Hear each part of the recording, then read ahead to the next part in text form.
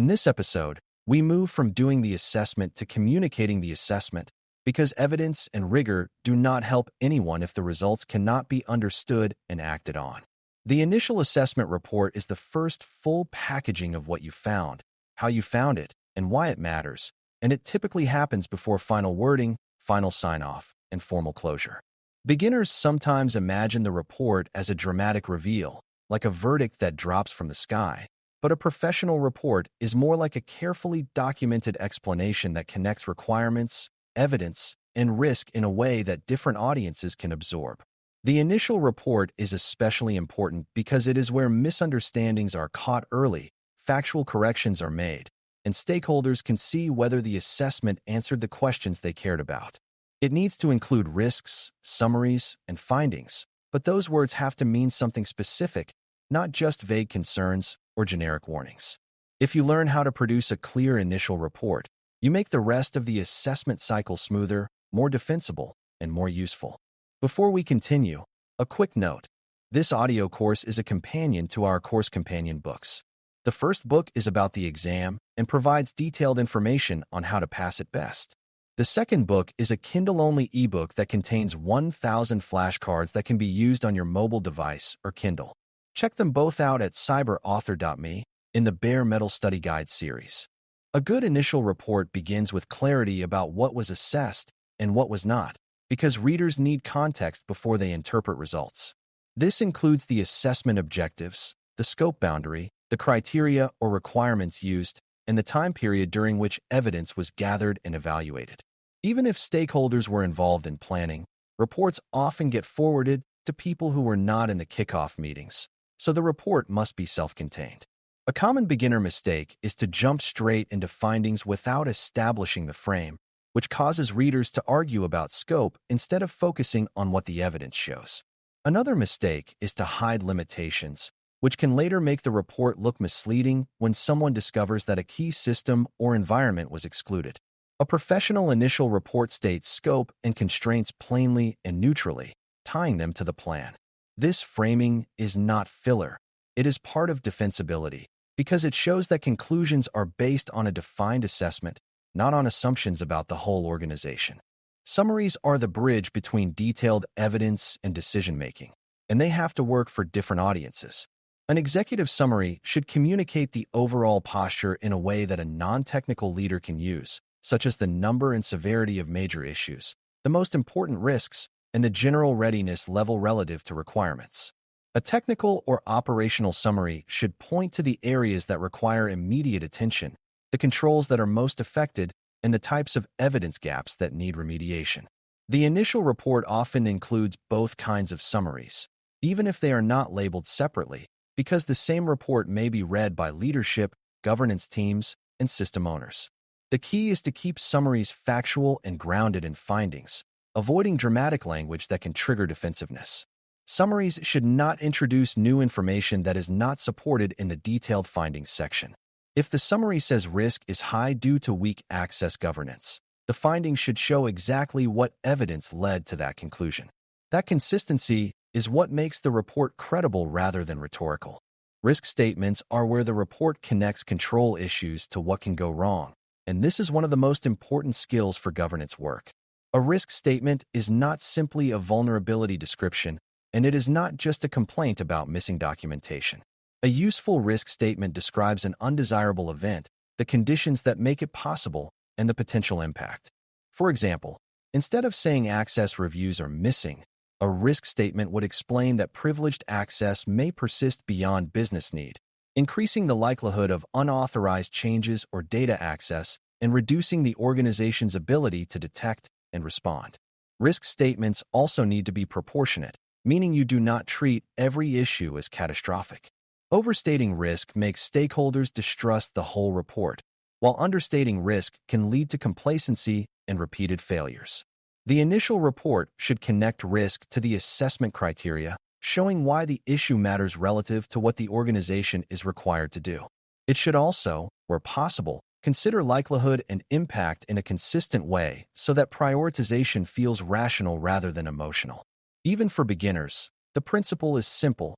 Risks should explain why someone should care. Findings are the core of the report, and a finding needs to be written so it can survive two kinds of pressure: the pressure of technical questioning and the pressure of organizational defensiveness.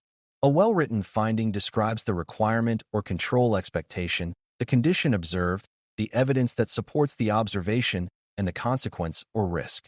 It should also include a clear status, such as whether the control is implemented, partially implemented, not implemented, or whether evidence was insufficient to determine, depending on the assessment's criteria. Beginners sometimes write findings as stories that drift or as accusations that blame teams, but defensible findings are structured and neutral. Neutral does not mean timid. It means you describe what the evidence shows without implying motive. Another common mistake is to bury the lead, where the finding starts with background and only later reveals the problem. A good finding makes the core issue obvious early and then supports it with evidence detail. When the finding is clear and evidence-backed, stakeholders can disagree about prioritization, but they have a harder time disputing the basic reality of what was observed. Evidence references are a key part of an initial report, even if the report is not stuffed with attachments. Evidence references show that the finding is not based on opinion, and they also support repeatability for future assessments. The report does not need to include raw evidence in full, especially if the evidence is sensitive, but it should indicate what type of evidence was reviewed and how it was tied to the conclusion. That might mean referencing policy versions, describing the time window of records reviewed, noting the sample size, and summarizing the results. This is also where verification and validation show up in practical form, because the report should reflect that evidence was checked for relevance, time coverage, and completeness. If evidence was limited, the report should say so and explain how that limitation affects confidence. This is especially important for findings where the conclusion is about insufficient evidence rather than a clear failure. Stakeholders often misunderstand evidence limitations as nitpicking, so the report needs to connect the limitation to the inability to make a confident statement. Doing that respectfully helps preserve trust and encourages better documentation practices. An initial report also benefits from showing patterns and themes, because stakeholders usually have limited time and want to understand the bigger picture.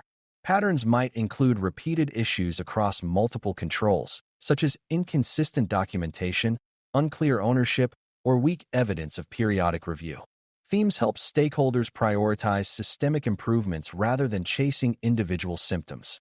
However, themes have to be supported by findings, not by intuition, so you should only describe patterns that are demonstrably present.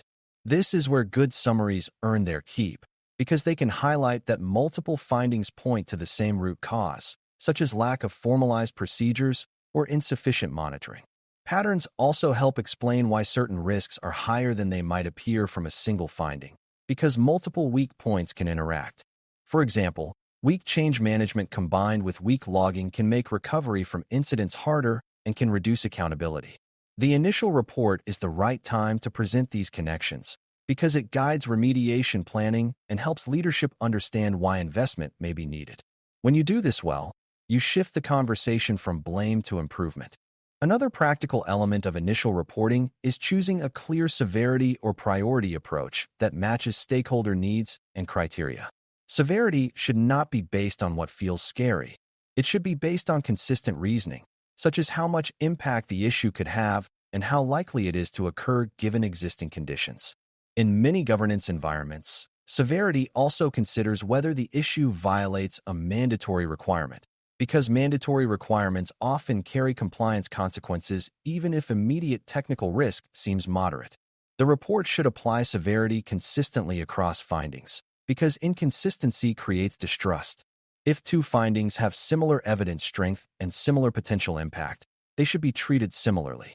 If the report includes prioritization, it should be clear whether priority reflects risk, effort, urgency, or a combination. Beginners often conflate those concepts, but they are not the same. A high-risk fix might take time, while a lower-risk fix might be quick and worth doing immediately. The initial report should set expectations about what the severity labels mean, so readers interpret them correctly. The initial report phase is also where you invite factual review without surrendering independent judgment, and this distinction matters. Stakeholders should have an opportunity to correct factual errors, provide missing evidence, or clarify context that affects interpretation. That is not the same as allowing stakeholders to negotiate findings away because they are inconvenient. A rigorous process sets a review window, documents evidence received during review, and updates findings only when the new information legitimately changes the conclusion. This makes the initial report a working draft that improves accuracy and defensibility rather than a political battleground. It also encourages collaboration because system owners feel heard and have a fair chance to demonstrate compliance if evidence was initially missing. The key is to handle this consistently and transparently, so it is clear why a finding changed or why it stayed the same. When you do this well, the final report becomes easier to accept because major surprises have already been addressed. The initial report is not the end. It is the start of the finalization conversation. A common challenge in initial reporting is balancing detail with readability, because too much detail can bury important points, while too little detail can make findings feel unsupported.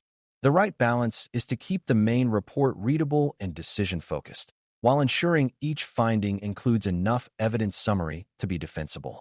If more detail is needed, it can be referenced as supporting material without overwhelming the core narrative. In an audio-first mindset, even though this is a report concept, the same idea applies. The message should be clear without requiring the listener to hold complex structures in their head. A good report uses consistent wording, consistent structure, and clear transitions so readers can scan and understand. It also avoids moralizing or dramatic tone, because that distracts from the evidence. The initial report should feel calm and professional, even when the findings are serious. That tone helps stakeholders focus on solutions rather than reacting defensively to language. By the end of this topic, you should understand that producing the initial assessment report is the discipline of translating evidence into clear, defensible communication that supports real decisions. The report frames the assessment with objectives, scope, criteria, and time periods so readers know what the results mean.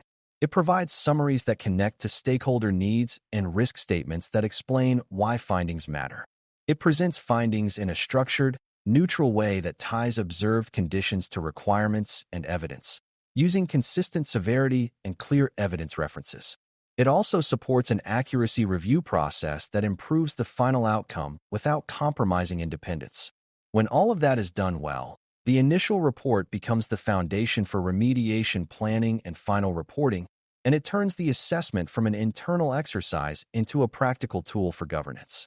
That is the real goal, not a report for its own sake, but a report that helps an organization understand risk clearly and respond intelligently.